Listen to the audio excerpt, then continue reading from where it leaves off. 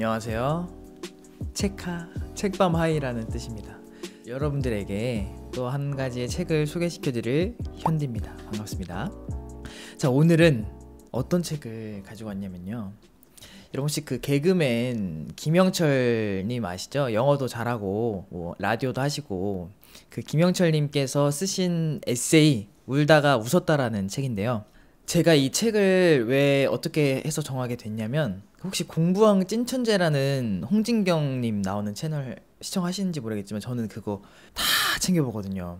이제 홍진경님이랑 김영철 분이랑 박희수님 나와서 막 이렇게 노는 장면이 있는데 거기서 이제 김영철님이 뭐 울다가 웃었다 뭐 에세이가 나왔습니다 막 이렇게 하시더라고요. 그래서 그 나왔구나 라고만 알고 있었는데 마침 또 책밤에서 소개시켜드리면 좋겠다 싶어서 이렇게 소개시켜드리게 됐습니다. 그래서 이 책 같은 경우는 개그맨 김영철의 속 깊은 이야기를 담은 웃픈 에세이 울다가 웃었다라는 책인데요. 사실 뭐 이제 이런저런 책을 읽다 보면은 되게 계속 넘겨가면서 막 술술술술 익히는 책이 있는가 반면에 계속 약간 생각을 조금 하게 되는, 약간 좀 이거는 한 번 더 이해를 하고 넘어가야 되는 그런 책들이 있더라고요. 근데 얘는 신기하게도 그냥 김영철님한테 직접 막 얘기를 듣고 있는 느낌이었어요. 김영철님이 나한테 이야기를 해주는 느낌이랄까? 그래서 오래 걸리지 않고 조금 금방 읽어낼 수 있었던 것 같아요. 자, 여러분들 혹시 그 개그맨 김영철, 뭐 방송인 김영철에 대해서 어떻게 생각하고 계셨나요? 저 같은 경우는 김영철 하면은 약간 그냥 이미지로 봤을 때 약간 뭐 조금 재미가 그렇게 없는 개그맨, 아니면은 그냥 영어 잘하는 개그맨, 아니면 그 이영자님 성대모사 했던 거 기억나고요. 그리고 아는 형님 나온 거 기억나고, 뭐 이런 것들이 떠오르는 키워드들이 있는데 특히나 제가 아는 형님을 되게 좋아하는데 여러분 혹시 보셨는지 모르겠어. 그 2019 아형 어워드라는 그 회차가 있었는데 그때 이제 장성균 님이 그 아형 어워드에 뽑힌 사람을 개표를 합니다. 개표를 하는데 딱 김영철이 나왔어요. 근데 개표지 안에 빛을 내기 시작 이렇게 적혀 있습니다. 딱 장성균 님도 빛을 내기 시작 말하면서 약간 눈물이 나오려고 하고, 막 주변에 그 패널들도 다 막 막 눈물이 터지던 모습, 그 영상이 있었거든요. 저는 그게 너무 인상 깊었어요.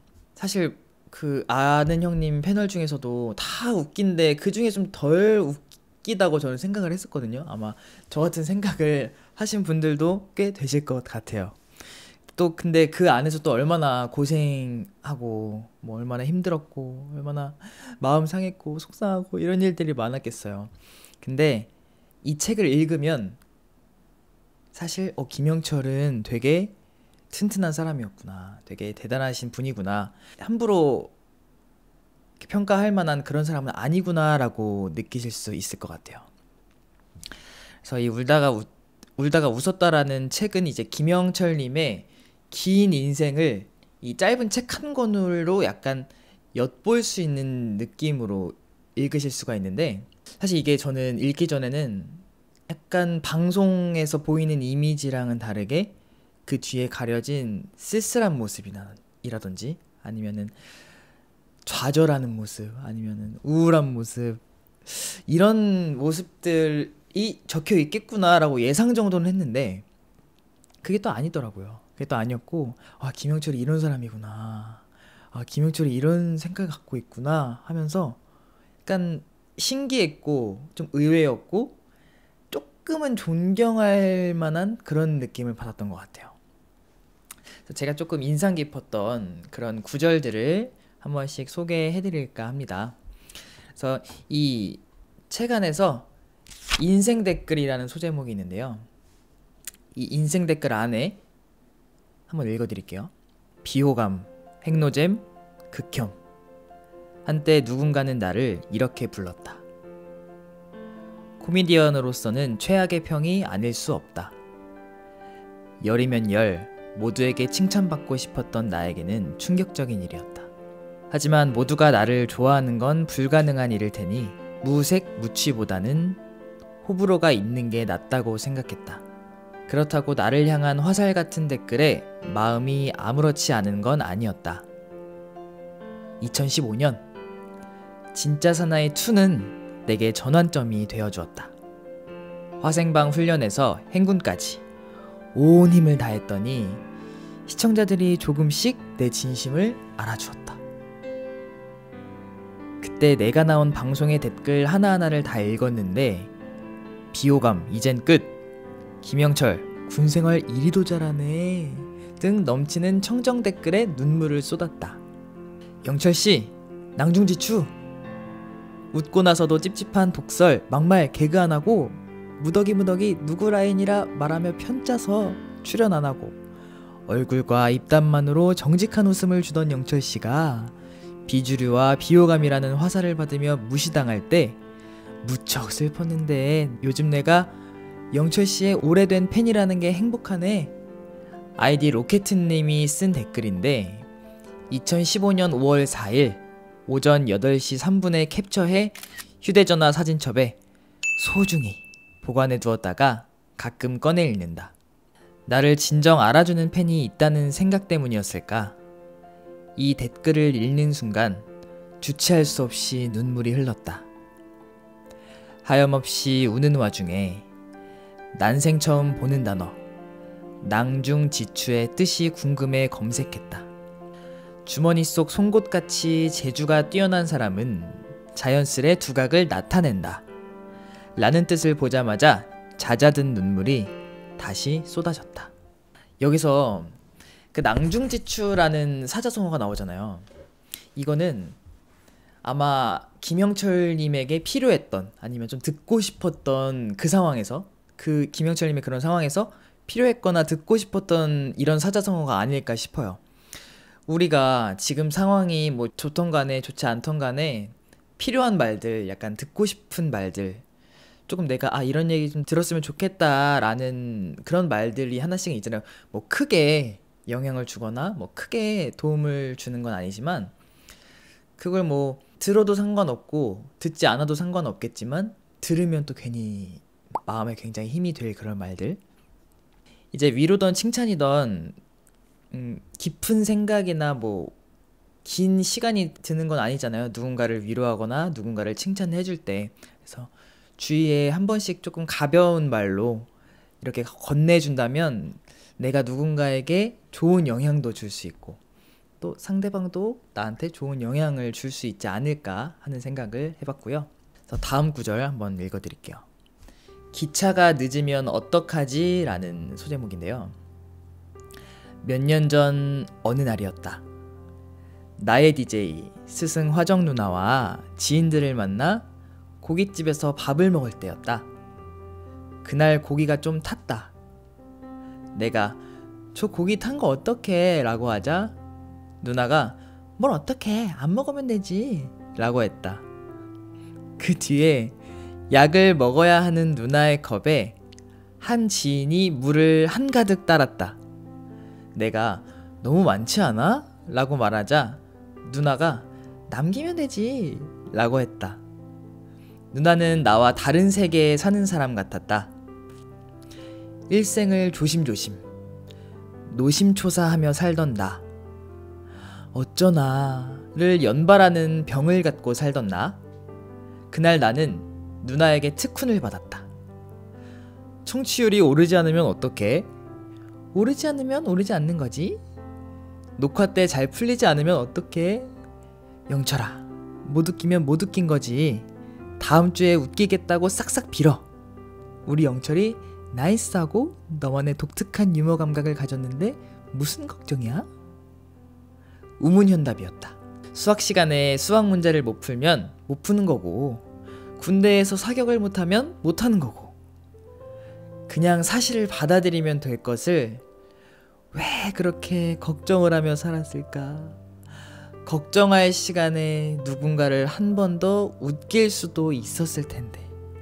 누나의 말로 걱정을 내려놓을 수 있었다. 조금씩 걱정을 내려놓다 보니 조금씩 내가 달라졌다. 라디오 방송을 하면서 다른 프로그램 대본을 보곤 했는데 지금은 라디오 방송에만 집중한다. 미리 걱정하지 않는다. 그리고 라디오 방송에서 선언했다. 다시 중고등학생으로 돌아간다면 다시는 수학 시간에 영어 단어 암기장을 꺼내는 학생이 되지 않기로 말이다. 걱정을 내려놓으니 사는 게 편해졌다. 약속 시간에 늦었으면 앞으로 늦지 않으면 되고, 오늘 간 식당의 음식이 맛이 없으면 다시 가지 않으면 되고, 나랑 맞지 않는 사람이 있다면 과감하게 만나지 않으면 되는 거다. 그 사람이 어떻게 생각할까, 그런 일이 벌어지면 어떡할까 하는 어떻게를 인생에서 지우기로 했다. 나를 좋아하지 않는 사람에게 아직 일어나지 않은 일에 시간 낭비와 감정 소비를 하지 않기로 했다. 따스함을 잃은 채 냉정해지기로 한 건 아니다.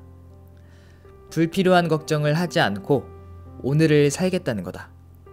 그렇게 살고 있다. 까르페 디엠. 현재 이 순간에 충실하련다. 맞죠, 여러분들? 이게 진짜 일어나지 않은 일에 대한 걱정이라든지 조금 쓸데없는 걱정, 이건 진짜 저도 되게 버려야 된다고 생각하는 것 중에 하나거든요. 나중에 생각해보면 안 해도 될 걱정이었고, 나중에 생각해보면 그렇게 막 중요하지 않은 걱정이었는데 우리는 꼭 그렇게 걱정을 하게 되더라고요. 그래서 여러분들도 혹시 불필요한 걱정을 달고 사신다면 이제 한 개씩만, 진짜 수만 가지겠지만 그 중에 한 개씩만 조금 버리는 연습을 해보면 어떨까 하는 생각을 해봤습니다.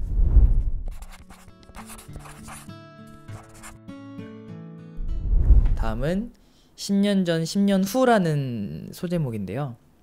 읽어드릴게요. 문득 10년 뒤 50대 후반은 어떨까? 라는 생각을 한다. 인터내셔널 코미디언이 되지 못할 수도 있다. 지금의 자리를 잘 지키는 것이 더 괜찮은 모험일 수도 있다. 하지만 10년 뒤에는 한국과 미국을 오가는 영철이가 되길 바란다. 그리고 그 꿈을 이루면 더 좋겠다. 혹 이루지 못하더라도 그 꿈을 꼭 가지고 있기를 바란다. 그래도 영어를 잘하는 사람으로 남아있을 테니. 모르는 일 아닌가? 정말로 간절하면 온 우주가 도와준다고 우스갯소리로 말하지 않는가? 다시 내게 물어본다. 10년 전 지금, 그리고 10년 뒤의 내 모습에 대해. 난 꿈을 꾸고 있었고 여전히 꿈을 꾸고 있고 내일도 꿈을 꿀 것이다. 그 꿈은 내 꿈이고 나만 이룰 수 있는 꿈이게. 저는 사실 50대가 되면은 10년 뒤가 궁금하지 않을 것 같아요. 뭔가 희망이라든지 이런 뭔가를 이루기에는 좀 늦은 나이일 것 같기도 하고 그냥 의미가 없을 거라고 생각을 했거든요. 근데 이걸 읽어보니까 김영철님은 진짜 자기의 꿈도 열정도 많고 그거를 진짜로 이루기 위해 되게 많이 노력을 진짜 하시고 계시구나. 그 말로만 하는 게 아니라 진짜로 이걸 이뤄내려고 하는 게 보이는 느낌이 들었어요. 그래서 조금 앞으로 이걸 보니까 진짜 김영철 님이 얼마나 열정적인 사람인지를 알게 됐잖아요. 그래서 좀 TV나 이런 매체들을 통해서 유튜브 같은 걸 볼 때 김영철 님이 좀 달리 보일 것 같아요. 마냥 편안하게 보이는 느낌이 아니라 정말 저 사람이 노력하고 있구나.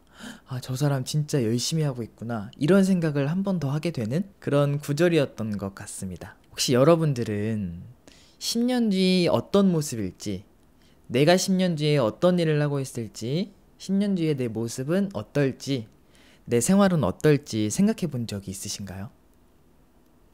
내가 생각한 10년 뒤 모습, 이제부터 그려나갈 10년 뒤 모습. 그래서 여러분들 이런 모습들에 대해서 조금 댓글로 얘기를 함께 나눠보면 너무 좋겠습니다. 오늘 이렇게 울다가 웃었다라는 김영철님의 에세이를 소개 한번 시켜드려봤는데요. 여러분들 약간 진짜 생각 외로 예상치 못하게 재밌다, 이거 재밌네, 이런 느낌으로 읽으실 수 있는 책인 것 같아요. 그래서 저도 사실 기대는 크게 안 했었는데 재밌더라고요. 여러분들도 한번 기회가 되면 시간이 있을 때, 여유 있을 때 가볍게 읽어보기 좋은 책인 것 같습니다. 오늘 또 책방과 함께 했던 현디였고요.